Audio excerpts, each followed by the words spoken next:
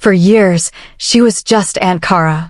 The woman who always remembered my favorite ice cream flavor, who slipped me novels before they were cool, who sat through my piano recitals with a knowing smile. She wasn't loud or pushy. She was just there, like a shadow stitched into the corners of my life.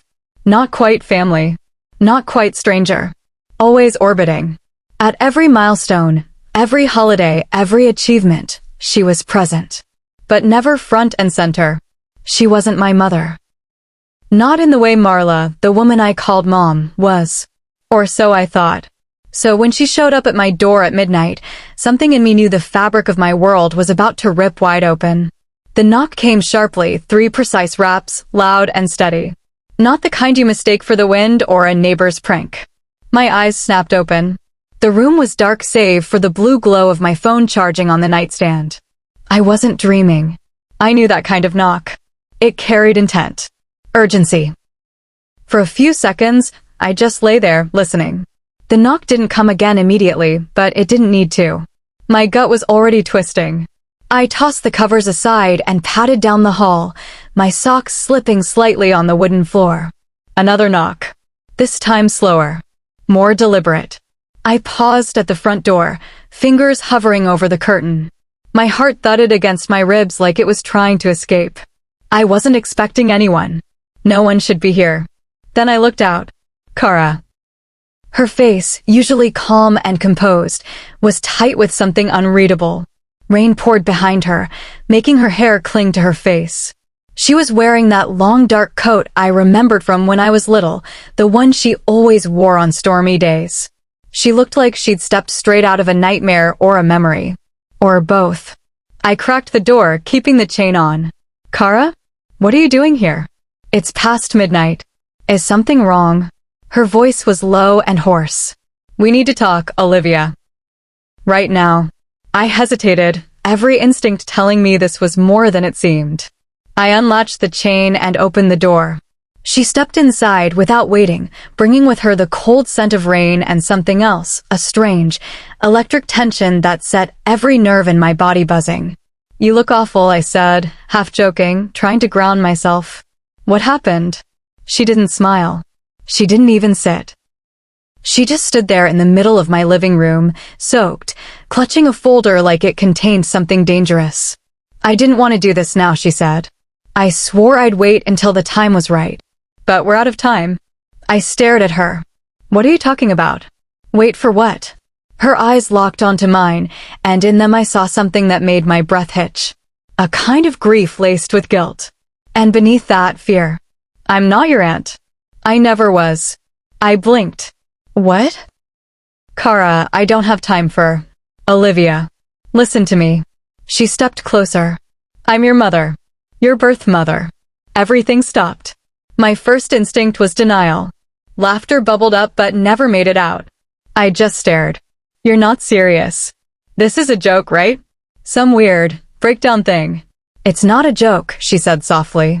I gave birth to you when I was 17. I was forced to give you up. Your parents, James and Marla, they adopted you, and we made an agreement. I could be in your life, but only as a family friend. Only from a distance. I was told it was for your protection. And for years, I believed that. I backed up until I hit the arm of the couch. My knees buckled, and I sank down. That makes no sense, I said. Why wouldn't they tell me? Why no? Cara set the folder on the table between us like it was something sacred. Or radioactive. Inside this folder are all the things I kept hidden. Hospital records. Letters I wrote to you. Pictures. Even your original birth certificate. The one they erased. I couldn't bring myself to touch it. Why are you here now, Cara? If that's even your name, why tonight? Why not tell me years ago? Why not? My voice broke. She knelt in front of me. Because they found you. The people who made me give you up. They know who you are now. And I don't know what they want with you, but I'm not going to lose you again. I felt the room tilt around me. My heart was racing, my thoughts a blur. What people? What are you talking about? They were watching me back then, she said. And they've been watching you too. I thought we were safe, but something changed. I intercepted a message. They're moving. Tonight. Her eyes burned into mine. Olivia, we have to go. Now. My first instinct was to laugh again, but it caught in my throat like broken glass. Go? With a woman who just turned my entire life upside down in 10 minutes? A woman who claimed to be my real mother and talked about people watching us like this was a spy movie? Cara, if that even is your name, I said, my voice trembling, I need you to slow down. You can't just show up, drop a nuclear bomb on my life, and then tell me we need to flee into the night. I need answers. Real ones. She looked like she wanted to argue, but then she took a breath, nodded once, and slowly sat down across from me. I'll give you what I can, she said. But we don't have long. She opened the folder. The first thing she slid toward me was a photograph. A grainy image of her younger self, lying in a hospital bed, cradling a newborn. That's the day you were born, she said. I was 17. I gave birth to you in a private facility in Maine, far from our home. It was all arranged by a group called the Astor Foundation. The name meant nothing to me. They offered resources to girls in difficult situations, she continued, her voice laced with bitterness. But what they really did was take babies. Erase identities. They convinced me I'd never be able to protect you. Said I had two choices, disappear from your life willingly, or have you vanish without a trace. My mouth went dry. That sounds like a conspiracy theory, I said weakly. It did to me too, she said. Until I tried to run with you. She pulled up her sleeve, revealing a faded scar along her arm. They stopped me. Not with threats. With force. That night, I lost you. I was unconscious for 2 days. When I woke up, you'd already been handed over. They said if I ever tried to contact you as your mother, they would erase me. Literally. I was shaking. Everything she was saying sounded too wild to be real. But the look in her eyes, the absolute terror, wasn't fake. I didn't trust them. I stayed close. Changed my name, reinvented my life, got permission to stay in yours as a friend. And I kept digging. Quietly. Carefully. They're tied to something bigger, Olivia. People with money, influence. Power. And now, they want you. Why no? I whispered. She hesitated. Because you turned 21 last week. And I think whatever they wanted you for, it starts now. Suddenly, the lights in the house flickered. Then went out. We froze. Cara was on her feet instantly, pulling me with her.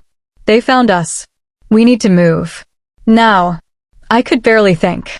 My world had shattered, and now I was running in the dark with a woman who might be my mother and enemies I didn't even understand.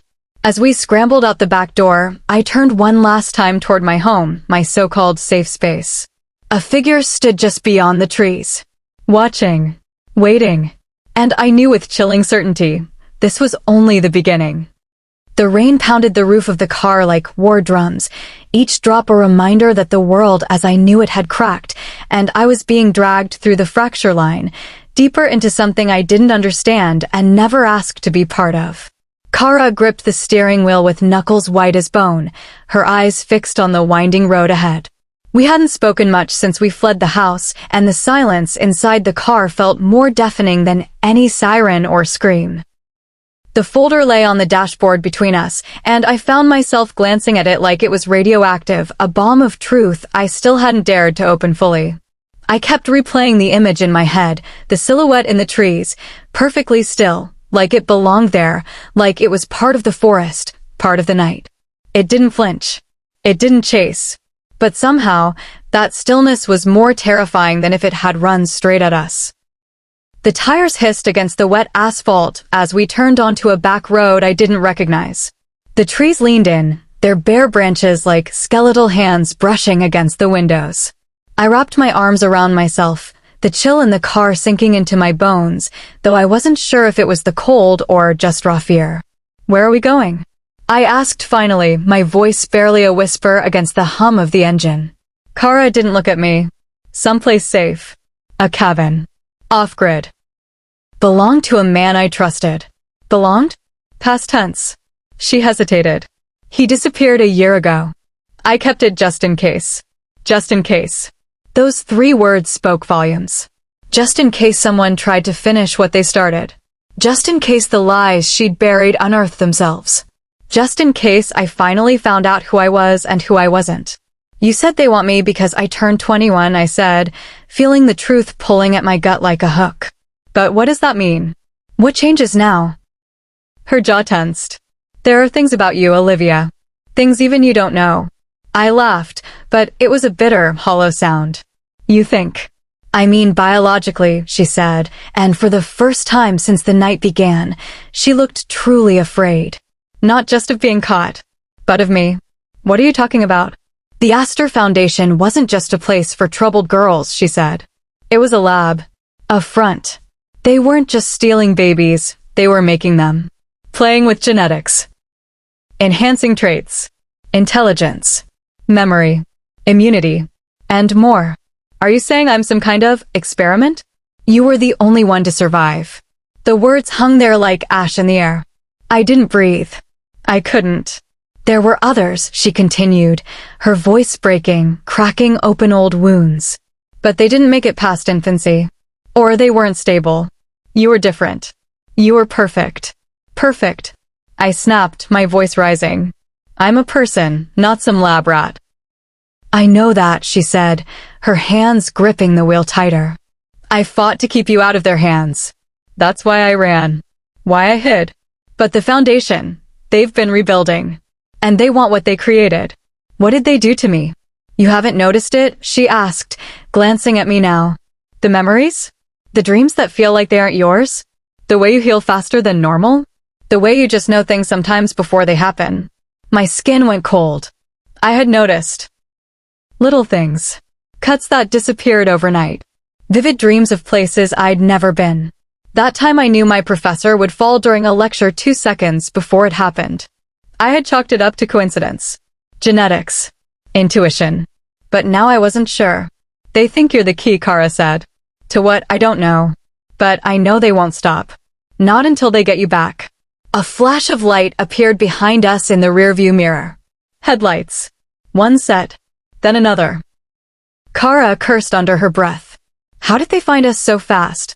She veered off the road onto a dirt trail, the trees growing thicker around us, the car bouncing and shuddering with each bump.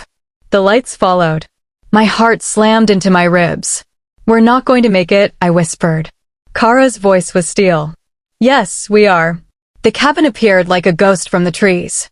Dark, squat, and sunken into the earth like it had been waiting for this moment. She parked behind it, killed the lights, and grabbed the folder. Come on. We have to hide. We ran around the side, through a door she unlocked with shaking hands. Inside, the air was musty and thick, like secrets soaked into the walls. There was no electricity. Only a fireplace and candle stubs.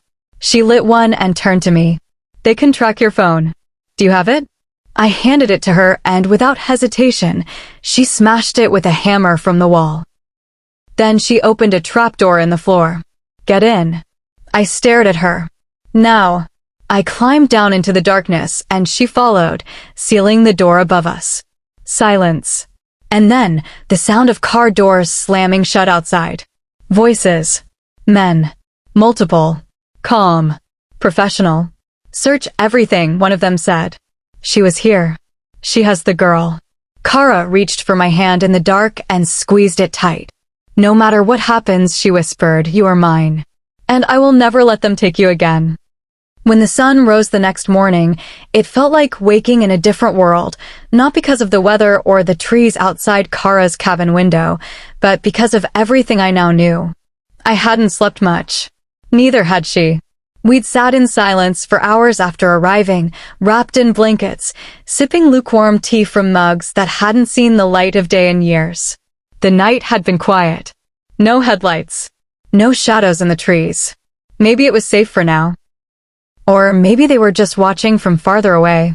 Still, I was grateful for the stillness. I stood by the window, arms folded, watching the fog slide through the pine trees like breath. Somewhere inside me, a storm was brewing. Questions. Doubts. Grief I hadn't even begun to unpack. But on the outside, I just looked calm. You never told me how you picked the name Cara, I said finally, breaking the silence. She looked up from the folder in her lap, a soft smile tugging at her lips. It was short for Caradwen, she said.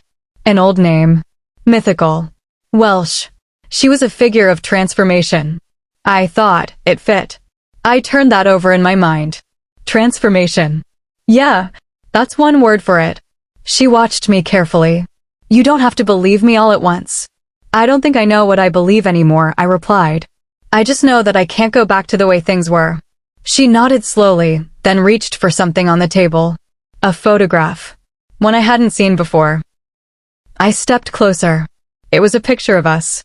I was maybe 3, sitting on her lap at a picnic table. Marla and James were in the background, smiling unaware. But Cara, she was looking at me. And her expression said everything. It was the kind of look you couldn't fake. Fierce love. Quiet longing. You came to every one of my birthdays, I said. Every dance recital. Even the ones where I messed up the choreography. You always cheered the loudest. I never missed a moment I was allowed to be part of. The emotion in her voice caught me off guard. I looked away, pretending to brush something off the window frame. You should have told me sooner, I said. I wanted to. More times than you can imagine. But I made a promise. I thought I was protecting you. From what? The truth. From a life that was built on things you weren't ready to face. And, honestly, from me. I wasn't ready either. There was no bitterness in her voice. Just honesty. And that stung more than lies ever could. We sat together at the kitchen table, the light creeping in slow and golden through the blinds. I opened the folder for the first time. Saw the documents. Letters written in careful handwriting. Drawings I made as a child that she'd kept all this time. You kept everything, I whispered. Of course I did. There was a pause. Then she added, almost sheepishly, I also kept your baby tooth. Your first lost one. You were 5. You thought the tooth fairy forgot, but I snuck it from the trash when your mom panicked and said she forgot to leave money. I laughed before I could stop myself. You still have it? That's kinda gross. It's in a jewelry box. I didn't know what else to do with it. We both laughed then for real. A laugh that felt like the first real breath I'd taken in days. Later that afternoon, we sat on the cabin porch. I drank hot cocoa while she sipped tea. For a few minutes, we didn't talk about the foundation, or secrets, or genetics. We just watched squirrels chasing each other through the branches. So what now? I asked. She looked out over the trees, her expression unreadable. Now, we figure it out. Together. I don't want to disappear again. I don't want to lie anymore. But the world outside this place hasn't changed. There are still people who may come looking. But this time, I'm not letting them take control. For the first time, I believed her. And for the first time, I realized I didn't have to face any of it alone. It was strange how quickly a new normal began to settle in. 3 days passed at the cabin without incident. No strange cars. No distant voices in the trees. No shadowy figures. Just the creak of old wood in the morning, the whistle of wind in the chimney, and the hum of the kettle boiling every afternoon. A rhythm started to form between Cara and me, a rhythm of quiet meals, long talks, and cautious truths shared over coffee and soup warmed on a decades-old stove. I was still trying to piece it all together. Not just the history she gave me, but the person I thought I was. Olivia Jennings, raised by James and Marla in the suburbs of Vermont, top of her class, amateur cellist, occasional overthinker. But now I was Olivia something more. Olivia whose identity had been altered. Olivia whose birth mother had stood by quietly, just close enough to protect, just far enough to stay hidden. And now, for the first time, Olivia who had choices. You don't have to stay here forever, Cara said on the morning of the 4th day, sliding a steaming mug toward me. You have your life back home. Friends. Work. You can go back. If you want to. I stirred my tea slowly, watching the steam spiral upward. And just pretend nothing happened? No, she said softly. But I won't blame you if that's what you need. I looked at her. Really looked. Her face was tired, lined from years of carrying truths too heavy for one person to bear. But in her eyes, there was hope. And something else I hadn't seen before.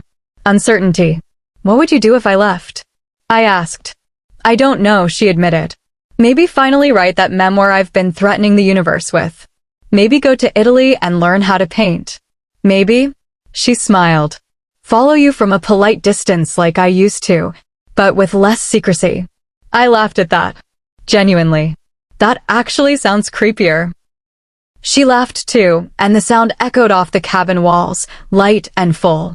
That afternoon, I took a walk by myself through the woods surrounding the cabin. The air was crisp, full of that cold bite that says winter is waiting just around the corner. I let the silence stretch around me, thinking about all the versions of myself I'd tried to be over the years, the good daughter, the overachiever, the peacekeeper. But this version? The one who knew the truth, who could finally start writing her own story instead of following one written in secret. She felt real. When I came back, Cara was sitting at the table, surrounded by papers, photo albums, a shoebox full of old trinkets from my childhood. I sat beside her without a word. I was thinking, she said slowly, we could go visit your adoptive parents. Together. I blinked. You think they'd want that? After everything. I don't know, she admitted. But they loved you. I never doubted that. They raised you into the woman sitting here in front of me. And whatever else they did or didn't do, I think they deserve a chance to talk. To heal. I nodded slowly. Yeah, I think so too. A pause. So, what do I call you now? I asked, half teasing. She tilted her head thoughtfully. Well, I'm not your aunt. That title's retired. And I'm not trying to take your mom's place. But maybe we figure that out together. Like everything else. Deal, I said. That night, before bed, I opened the last envelope in the folder. It was a letter, dated the week after I was born, written in shaky handwriting, full of crossed-out words and raw emotion. It ended with one line. No matter what they tell you, you are always mine. And I never stopped loving you. I pressed the letter to my chest. She had loved me in silence for 2 decades. Now, I could finally love her back. Not in hiding. Not in fear. But freely.